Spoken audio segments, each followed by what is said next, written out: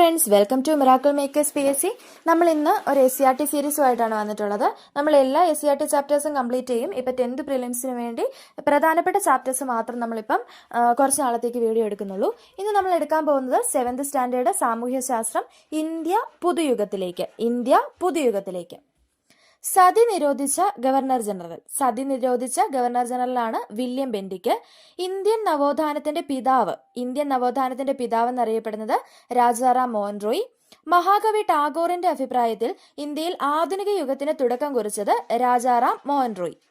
ജാതി സമ്പ്രദായമാണ് ഇന്ത്യക്കാർക്കിടയിലെ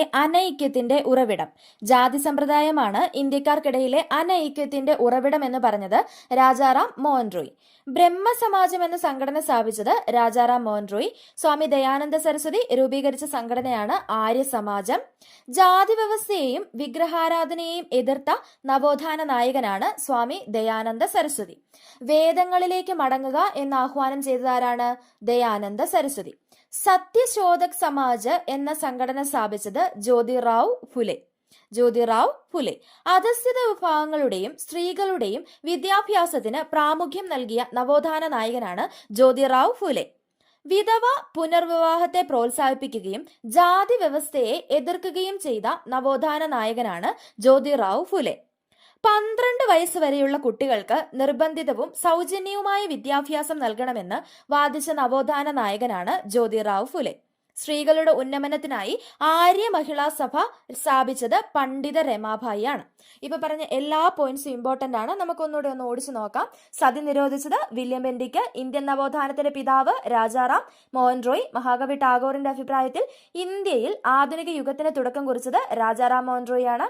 സതി, ശൈശവ വിവാഹം എന്നിവയ്ക്കെതിരെ ശബ്ദമുയർത്തിയത് രാജാറാം മോഹൻ റോയ്. ജാതി സമ്പ്രദായമാണ് ഇന്ത്യക്കാർക്കിടയിലെ അനൈക്യത്തിന്റെ ഉറവിടം എന്ന് പറഞ്ഞത് രാജാറാം മോഹൻ റോയ്. ബ്രഹ്മസമാജം രാജാറാം മോഹൻ റോയ്. സ്വാമി ദയാനന്ദ സരസ്വതിയുടെയാണ് ആര്യസമാജം. ജാതി വ്യവസ്ഥയെയും വിഗ്രഹാരാധനയും എതിർത്ത നവോത്ഥാന നായകനാണ് സ്വാമി ദയാനന്ദ സരസ്വതി. വേദങ്ങളിലേക്ക് മടങ്ങുക ദയാനന്ദ സരസ്വതി. സത്യശോധക് സമാജ് ജ്യോതിറാവ് ഫുലെ. അധസ്ഥിത വിഭാഗങ്ങളുടെയും സ്ത്രീകളുടെയും വിദ്യാഭ്യാസത്തിന് പ്രാമുഖ്യം നൽകിയത് ജ്യോതിറാവ് ഫുലെയാണ്. വിധവാ പുനർവിവാഹത്തെ പ്രോത്സാഹിപ്പിക്കുകയും ജാതി വ്യവസ്ഥയെ എതിർക്കുകയും ചെയ്തു. 12 വയസ്സ് വരെയുള്ള കുട്ടികൾക്ക് നിർബന്ധിതവും സൗജന്യവുമായ വിദ്യാഭ്യാസം നൽകണമെന്ന് വാദിച്ചത് ജ്യോതിറാവ് ഫുലെയാണ്. സ്ത്രീകളുടെ ഉന്നമനത്തിനായി ആര്യ മഹിളാ സഭ സ്ഥാപിച്ചത് പണ്ഡിത രമാഭായി ആണ്. മുഹമ്മദൻ ആംഗ്ലോ ഓറിയന്റൽ കോളേജ് സ്ഥാപിച്ചത് sir Syed Ahmed Khan. Muhammadan Anglo Oriental College പിന്നീട് അലിഗഡ് മുസ്ലിം സർവകലാശാലയായിട്ട് മാറിയത്. അപ്പം ഏതാണ്? മുഹമ്മദ് ആംഗ്ലോ ഓറിയന്റൽ കോളേജാണ് അലിഗഡ് മുസ്ലിം സർവകലാശാലയായിട്ട് മാറിയത്. ഹിന്ദുക്കളും മുസ്ലിങ്ങളും ഇന്ത്യയുടെ വായു ശ്വസിച്ചും ഗംഗയുടെയും യമുനയുടെയും ജലം പാനം ചെയ്തും ജീവിക്കുന്നു എന്ന് അഭിപ്രായപ്പെട്ടത് സർ സെയ്ദ് അഹമ്മദ് ഖാൻ ആണ്. ശ്രീരാമകൃഷ്ണ പരമഹംസയുടെ പ്രസിദ്ധനായ ശിഷ്യനാണ് സ്വാമി വിവേകാനന്ദൻ. മഹത്തായ 2 വ്യവസ്ഥകളായ ഹൈന്ദവതയുടെയും ഇസ്ലാമികതയുടെയും കൂടിച്ചേരലാണ് നമ്മുടെ മാതൃരാജ്യത്തിന്റെ ഏക പ്രതീക്ഷ എന്ന് പറഞ്ഞത് സ്വാമി വിവേകാനന്ദനാണ്. രാമകൃഷ്ണ മിഷൻ സ്ഥാപിച്ചത് ആരാണ്? വിവേകാനന്ദൻ. നമ്മൾ എന്തൊക്കെ പോയിന്റ്സാ പറഞ്ഞേ? Mohammedan Anglo Oriental College sir Syed Ahmad ഖാന്റെയാണ്. ഈ കോളേജ് പിന്നീട് അലിഗഡ് മുസ്ലിം സർവകലാശാലയായിട്ട് മാറി. ഹിന്ദുക്കളും മുസ്ലിങ്ങളും ഇന്ത്യയുടെ വായു ശ്വസിച്ചും ഗംഗയുടെയും യമുനയുടെയും ജലം പാനം ചെയ്തും ജീവിക്കുന്നു എന്ന് അഭിപ്രായപ്പെട്ടത് സർ സെയ്ദ് അഹമ്മദ് ഖാൻ ആണ്. ശ്രീരാമകൃഷ്ണ പരമഹംസരുടെ പ്രസിദ്ധനായ ശിഷ്യനാണ് സ്വാമി വിവേകാനന്ദൻ. മഹത്തായ 2 വ്യവസ്ഥകളായ ഹൈന്ദവതയുടെയും ഇസ്ലാമികതയുടെയും കൂടിച്ചേരലാണ് നമ്മുടെ മാതൃരാജ്യത്തിന്റെ ഏക പ്രതീക്ഷ എന്ന് അഭിപ്രായപ്പെട്ടത് സ്വാമി വിവേകാനന്ദനാണ്. രാമകൃഷ്ണ മിഷൻ സ്ഥാപിച്ചത് വിവേകാനന്ദൻ. ഇനി ഇന്ത്യയെ കണ്ടെത്തൽ എന്ന കൃതി രചിച്ചത് ആരാണ്? ജവഹർലാൽ നെഹ്റു ആണ്. ജവഹർലാൽ നെഹ്റു. ഇന്ത്യയിൽ രൂപം കൊണ്ട പ്രാദേശിക സംഘടനകളാണ് മദ്രാസ് നേറ്റീവ് അസോസിയേഷൻ, പൂന സാർവജനിക് സഭ, ഇന്ത്യൻ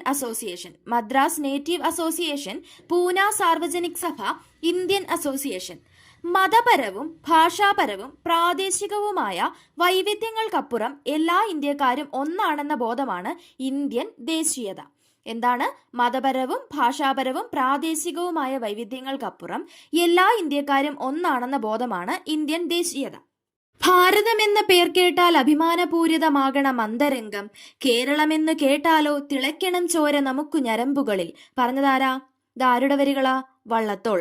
അപ്പൊ ഈ വരികൾ തന്നെ എന്നിട്ട് ചിലപ്പോൾ ചോദിക്കാം. അപ്പൊ ഇതാരുടെയാണ്? വള്ളത്തോൾ. ദേശീയതയുടെ വളർച്ചയെ സഹായിച്ച സാഹിത്യകാരന്മാരാണ് ബങ്കിം ചന്ദ്ര ചാറ്റർജി, രവീന്ദ്രനാഥ ടാഗോർ, മുഹമ്മദ് ഇക്ബാല്, ലക്ഷ്മിനാഥ് ബെസ്ബറുവ, അൽതാഫ് ഹുസൈൻ. ഇനി ഇമ്പോർട്ടന്റ് ആയിട്ടുള്ള ഒരു കാര്യമാണ് INC ഇല്ലാത്ത ക്വസ്റ്റ്യൻ പേപ്പർ ചുരുക്കമാണ്. അപ്പൊ ശ്രദ്ധിച്ചു തന്നെ കേട്ടോണം. ബേസിക് ഫാക്ട്സ് മാത്രമേ ഈ ചാപ്റ്ററിൽ ഉള്ളൂ. അപ്പൊ ഈ ചാപ്റ്റർ അത്രയ്ക്ക് ഇമ്പോർട്ടന്റ് ആണ്. നമ്മുടെ പ്രിലിംസിന് ഇതിൽ നിന്ന് ഒരുപാട് ക്വസ്റ്റ്യൻസ് ചോദിച്ചിട്ടുണ്ട്. അപ്പൊ അത്രയ്ക്ക് ഇമ്പോർട്ടന്റ് ആയിട്ടുള്ള ഒരു ചാപ്റ്ററാണ്. ഓക്കെ, INC രൂപീകൃതമായത് എന്നാണ്?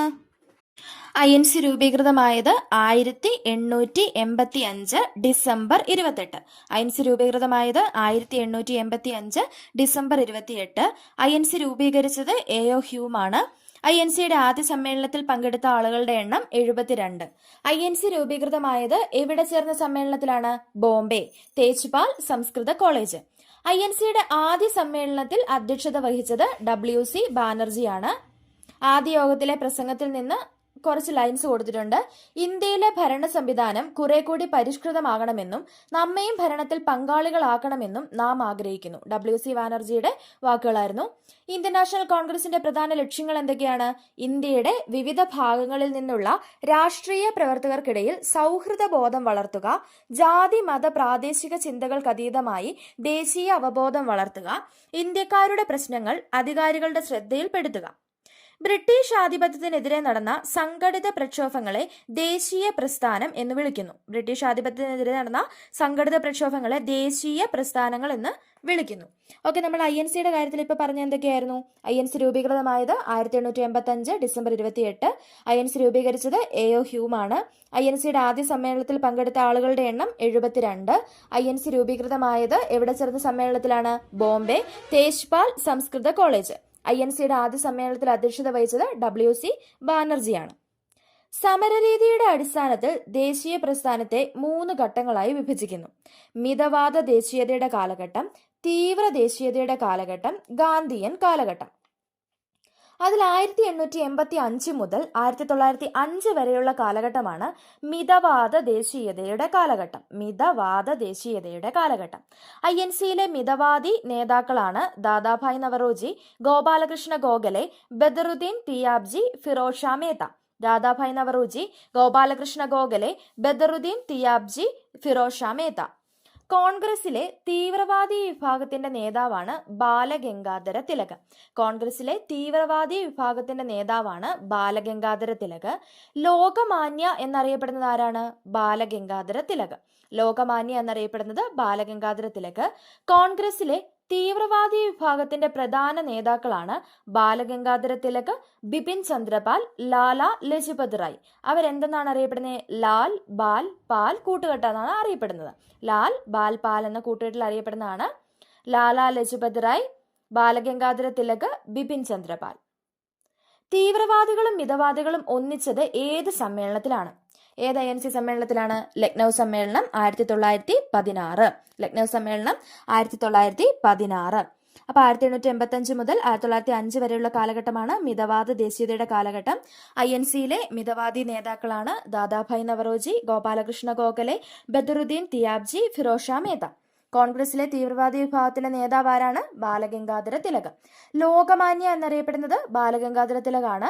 കോൺഗ്രസിലെ തീവ്രവാദി വിഭാഗത്തിന്റെ പ്രധാന നേതാക്കളാണ് ബാലഗംഗാധര തിലക്, ബിപിൻ ചന്ദ്രപാൽ, ലാല ലജ്പത് റായ്. ഇവരറിയപ്പെടുന്നത് ലാൽ ബാൽ പാൽ കൂട്ടുകെട്ട് എന്നാണ്.